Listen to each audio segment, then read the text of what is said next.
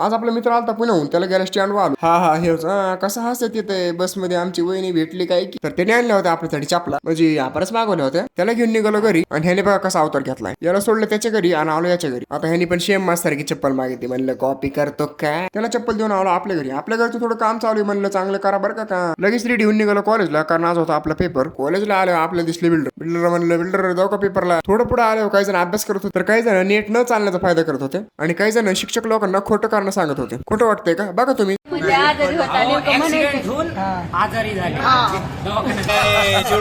आपण मस्त पैकी पेपर देऊन आलो डायरेक्ट घरी आणि आज होती रंगपंचमी नुसता धिंगाणा. दुपारी याला घेतलं निघालो गावात. या बँकेत थोडं काम होतं, पण आपण डायरेक्ट त्यांच्या जेवणाच्या टाइमच गेलो. म्हणलं आता काय करायला, म्हणलं मदत करू का भाऊ तुझी. तो म्हणलं जातो का चढू अंगावर. म्हणलं जातो भाई, एवढा राग. पुढे आल्यावर बघितलं बीड रोडचं फुल जोरात काम चालू. पण मला आता हे कळा ना, बीड रोडच्या दुकानं उठवायचं चालू होतं. तो काय विषय होता तुम्हाला जर माहित असेल तर तेवढं कमेंट करून सांगा. आपल्या बँकेतलं काम बी आटपलं आणि चाललो होतं घरी. तेवढ्या हे बघितलं ट्रॅक्टर हा नात करते काय, आता 2 कापलीत. यार इकडे कुठे घुसलो. जाऊन द्या, तुम्ही लाईक आणि फॉलो करा. भेटू पुढच्या व्हिडिओ.